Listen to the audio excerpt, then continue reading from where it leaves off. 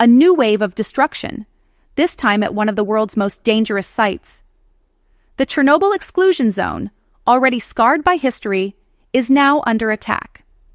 Russian drones have reportedly struck radiation shields protecting the infamous reactor, raising fears of a potential nuclear catastrophe. How serious is this threat? Could radiation levels spike once again? And what does this mean for Ukraine and the world? Stay with us as we break it all down. Chernobyl. The name alone brings chills. The 1986 nuclear disaster left this place a ghost town, with radiation levels so high that it remained abandoned for decades.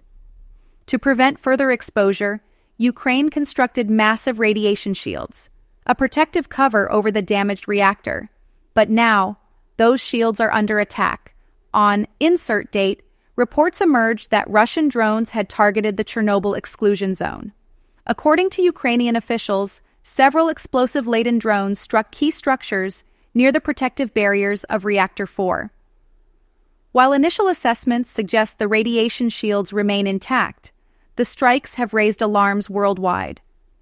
So why would Russia strike here? Experts suggest multiple possibilities. Some believe it's an attempt to destabilize the region, while others argue it's part of a broader military strategy to threaten Ukraine's energy infrastructure. But there's one question that concerns everyone.